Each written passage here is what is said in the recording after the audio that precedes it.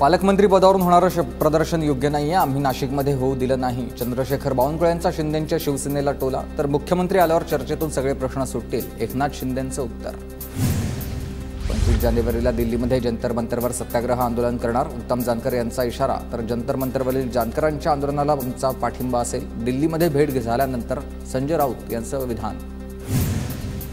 ठाकरे गटाच्या पदाधिकाऱ्यांचा भाजपमध्ये प्रवेश, बावनकुळेंच्या उपस्थितीमध्ये संभाजीनगर ग्रामीण येथील महत्त्वाच्या पदाधिकाऱ्यांचा प्रवेश.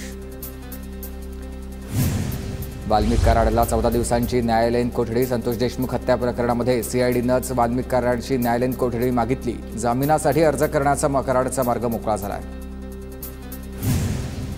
बीड पोलिसांकडून कृष्णा आंधळे फरार म्हणून घोषित. सरपंच संतोष देशमुख हत्या प्रकरणामध्ये कृष्णा आंधळे आरोपी. मी मारल्यासारखं करतो, तू रडल्यासारखं कर, अशी सीएम यांची भूमिका आहे. विजय वडेट्टीवार यांची टीका. तर देशमुख हत्या प्रकरणामध्ये कुणीही सुटणार नाही, फाशीशिवाय शिक्षा नाही, एकनाथ शिंदेंचं विधान.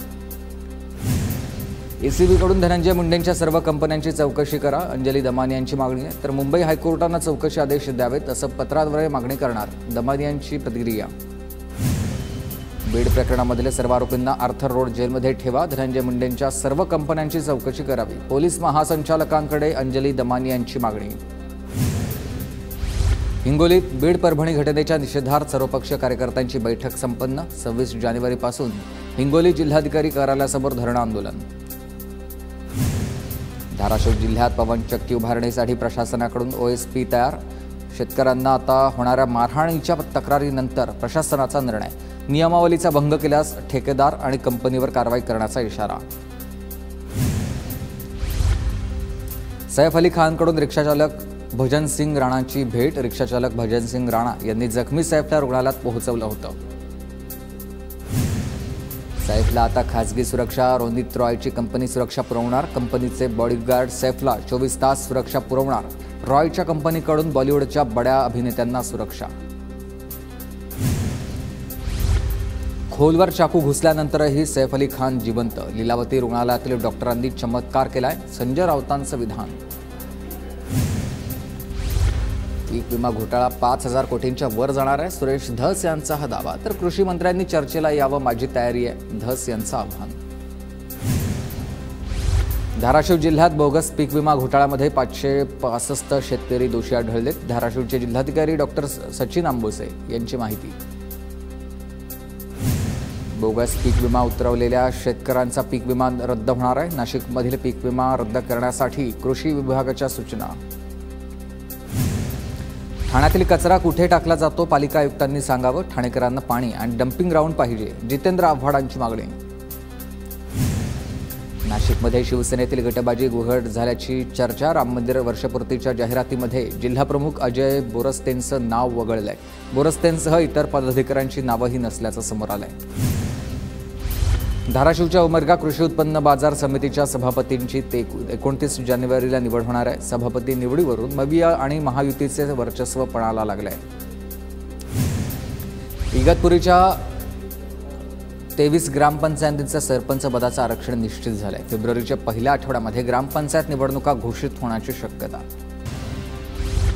भंडाराच्या तुमसर परिसरामध्ये अवैध वाहतूक आणि अतिक्रमण विरोधामध्ये नागरिक आक्रमक झालेत. भरधाव वाहतूक आणि अतिक्रमण विरोधामध्ये नगर परिषदेवर जनाक्रोश मोर्चा.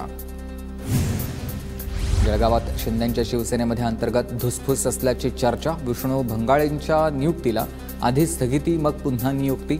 भंगाळेंच्या जिल्हाप्रमुख पदाच्या नियुक्तीवरून 3 तासाचेच नवीन आदेश काढण्यात आले. नाशिकच्या मालेगावमध्ये भुईकोट किल्ल्याच्या बुरुजावरील रंगरंगोटी काढण्याचं काम सुरू झालंय. हिंदुत्ववादी संघटनांच्या इशाऱ्यानंतर पुरातत्व विभागाची कारवाई. अहिल्यानगरमध्ये अनुदानास पात्र शाळांना बायोमेट्रिक उपस्थिती बंधनकारक. शालेय शिक्षण विभागाचे आदेश, अन्यथा शाळांचे अनुदान रोखलं जाणार.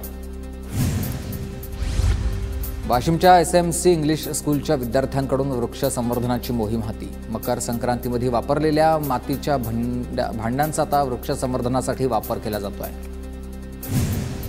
चंद्रपूरच्या महाऔष्णिक वीज केंद्रामधून 2920 मेगावॅटपैकी केवळ 1122 मेगावॅट वीज निर्मिती. यंत्रणेमधील बिघाड शोधून सापडत नसल्यामुळेच आता स्थानिक आणि परदेशी अभियंते हैराण झालेत. वर्ध्याच्या हिंगणघाटमध्ये वृक्षमित्र परिवाराकडून कडुलिंबाच्या वृक्षांचं यशस्वी पुनर्रोपण करण्यात आलंय। पुलाच्या कामामध्ये अडथळा ठरत असलेला वृक्ष मुळासकट काढून स्थानांतरित। सांगलीच्या विट्यामध्ये विषबाधा झालेल्या विद्यार्थ्यांची संख्या 29 वर। विषबाधा प्रकरणाची सखोल चौकशी करण्याची राष्ट्रवादीच्या स्थानिक नेत्यांची मागणी। कृषी पर्यवेक्षक राजेश कोल्हाळ यांच्या मारेकरांना फाशी द्या, मयत राजेश कोल्हाळ यांच्या पत्नीची मागणी आहे। तर कोल्हाळ यांना भरदिवसा कार्यालयामध्ये खून झाला होता। चंद्रपूरच्या चिमूरमध्ये अतिक्रमणावर नगर परिषदेकडून कारवाई। मार्केट लाईन आणि हायवेवरील फुटपाथचं अतिक्रमण काढलंय। पुण्यातील ऐतिहासिक शनिवारवाड्याच्या वास्तूचा आज 293वा वर्धापन दिन। मंत्री चंद्रकांत पाटील आणि मेधा कुलकर्णी यांनी शनिवारी वाड्यामधील कार्यक्रमाला हजेरी लावली आहे। ठाणे जिल्ह्यातील मुरबाडमधील म्हसा यात्रेत मोठा पोलीस बंदोबस्त। दामिनी पथक आणि पोलीस प्रशासनाचं सर्व विभागाकडून कौतुक। गोंदियाच्या सालेकसा तालुक्यामधील 15 अंगणवाड्यांना गळती। महिला बालकल्याण विभागाचे दुर्लक्ष। अंगणवाड्यांची तात्काळ दुरुस्त करण्याची मागणी।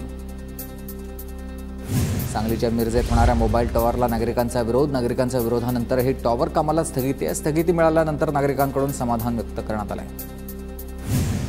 साताराच्या कराडमध्ये 3री पश्चिम महाराष्ट्र सहकार परिषद संपन्न। परिषदेला माजी आयुक्त अनिल कवडेंकडून मार्गदर्शन। हेल्मेट फोल्ड करून आता बॅगमध्ये ठेवता येणार। नागपूरमधील प्राध्यापकांनी मिळवलेत फोल्डिंग हेल्मेटचं पेटंट आणि लवकरच कंपनीशी करार करून फोल्ड होणारं हेल्मेट बाजारात येण्याची शक्यता आहे। 15 ऑगस्ट 1975ला प्रदर्शित झालेल्या शोले चित्रपटाला यंदा 50 वर्ष पूर्ण। टेंभुर्णेमधील चित्रपटगृह मालकाला मंत्री आशिष शेलार यांची सर्वांना चित्रपट मोफत दाखवण्याची मागणी। वाशिम शहरामधील महात्मा फुले भाजीपाला मार्केटमध्ये घाणीचं साम्राज्य। वाशिम नगर परिषदेचं याकडे दुर्लक्ष। बुलढाण्यात गेल्या काही दिवसांपासून घरफोडीच्या घटना। 4 आरोपींना पोलिसांकडून अटक। चोरट्यांकडून 21 किलो चांदीसह 22 लाखांचा मुद्देमाल जप्त। नागपूरच्या कामठी पोलीस ठाण्याच्या परिसरातून दुचाकी चोरी करणाऱ्या टोळीचा पर्दाफाश। 14 दुचाकी जप्त करत 4 आरोपींना अटक करण्यात आली आहे। रंकाळा तलाव प्रदूषण रोखण्यासाठी महानगरपालिकेनं दिलेल्या आदेशाला कोल्हापूरकरांकडून केराची टोपली। तलावावर कपडे, वाहन, जनावरं धुण्याचं काम सध्या सर्रासपणे सुरू आहे आणि परिणामी प्रदूषणामुळेच रंकाळा तलावामध्ये मासे आता मरण्याचं सत्र सुरू झालं आहे। भंडाऱ्यात समाज कल्याण विभागाच्या वतीनं दिव्यांग क्रीडा आणि सांस्कृतिक स्पर्धा संपन्न झाली। खासदार प्रशांत पडोळे यांच्या उपस्थितीमध्ये भंडाऱ्याच्या रोहनामध्ये विदर्भस्तरीय कुस्ती स्पर्धेचं आयोजन। कुस्ती स्पर्धेमध्ये हिंगोली, वाशिम, कोल्हापूर इथल्या कुस्तीपटूंचा सहभाग होता। नाशिकच्या इगतपुरीमधील जोग महाराज मठामधून निवृत्तीनाथांच्या पालखीला सुरुवात। 25 तारखेला दिंडी त्र्यंबकेश्वरमधील निवृत्तीनाथांच्या यात्रोत्सवात सहभागी होईल। नाशिकच्या येवल्यामधील पिंपळखुटेमध्ये म्हसोबाच्या यात्रेला जल्लोषात प्रारंभ। गावात सजवलेल्या रथाची मिरवणूक।